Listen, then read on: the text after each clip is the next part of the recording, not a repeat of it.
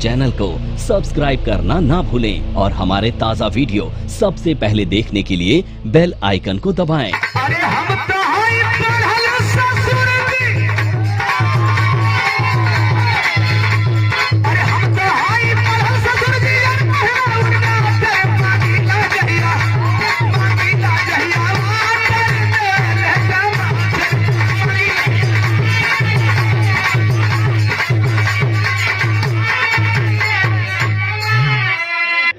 अब हम अपन दर्द बतावे जाते, अपना दर्द के साथे साथे वो लोगन का दर्द बतावे जाते हैं। जौना दर्द के खुशी खुशी रवा लोग महसूस करीला, महसूस कैले भी भर लॉकडाउन इतना महसूस कैले कि टिकटॉक बिगो लाइक पे नंबर 1 पर रहल। वो कह रहल भैया कि अरे बनावा तहनी खैनी,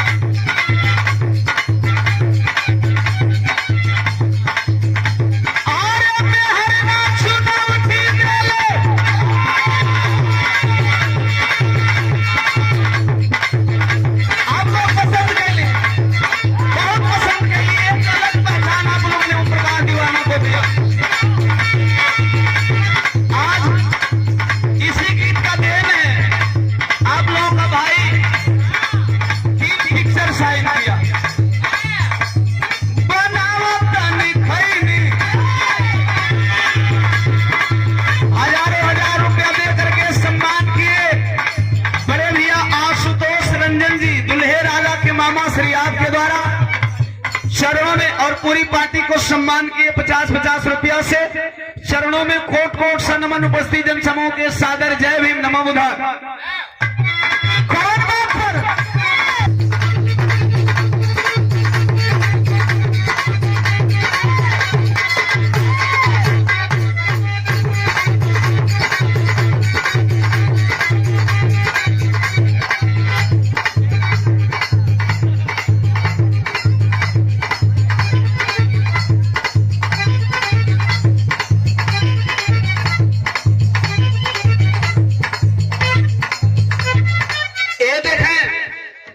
मिशन के बहुत ही सुंदर सिंगर, स्टार सिंगर, मिशन को जन जन तक पहुंचाने का आप अपने गीतों के माध्यम से काम करते हमारे छोटे अनुज रविराज भाव जी, आपके धरती की धरोहर है। एक बार हम चाहेंगे जोरदार तालियों से स्वागत करेंगे। और उनके साथ संगत मिलता है हमारी छोटी बहन प्रीति बौद्ध का,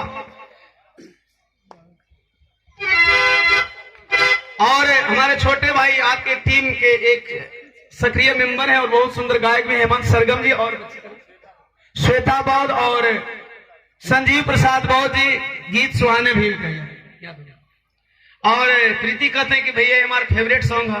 हम तो ऐसा गीतिए गाते हैं कि सबका फेवरेट हो जाए, नहीं तो यहाँ तो ऐसा गीत गवाता कि जे वही माई बहन का बारी आयल, अरे तेरे हटा दे, भगा दे, ये भगा दे, ये भगा दे, सीनों भगा दे। हम तो केतनो बौरा हम आते करते हैं तब वो आप लोगों ने प्यार दुलार मिलता, हम वैसा सीने ना करला कि माई बहन के भगावे के पड़े। गौर करेंगे पसंद ना फेवरेट छोटे रविराज गौर जी के कहने कि भैया डांस करो, ये मन करो नाचो।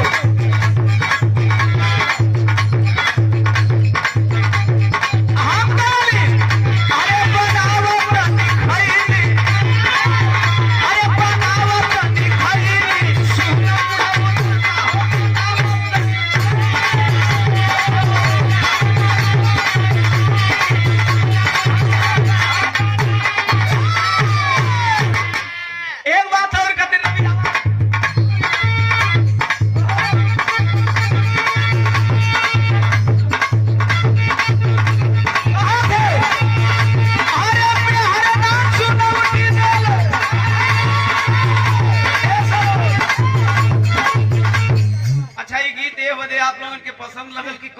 मर्द ना होकर जौना के मर्द के मेहरा चुनौती न छीन के रख देते।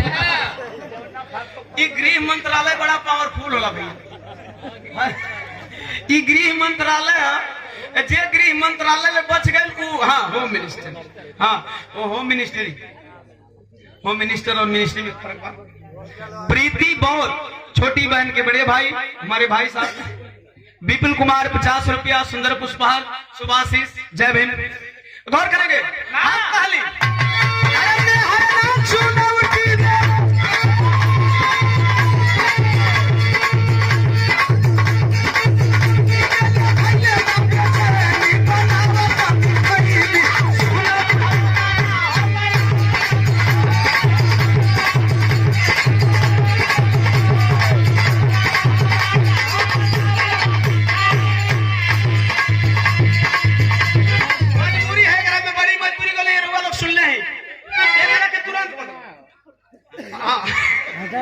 टमाटर हम के लिए मदद से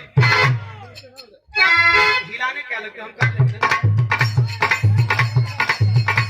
अरे हम तो हाई पढ़ल ससुर दी अरे हम तो हाई पढ़ल ससुर दी मांगीला जहिया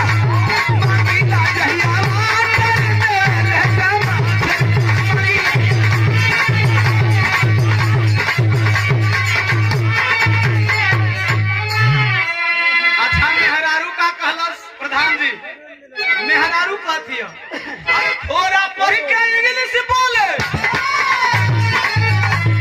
अच्छा कुछ मर्दन के जानकारी नहीं रही तब वो कैसन तू कहाँ जाऊंगा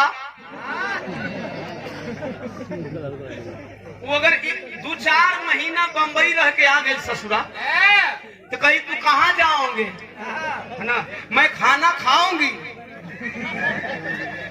अब वो ये पता ना कि जाऊंगी खाऊंगा खा होता है ना अब मैं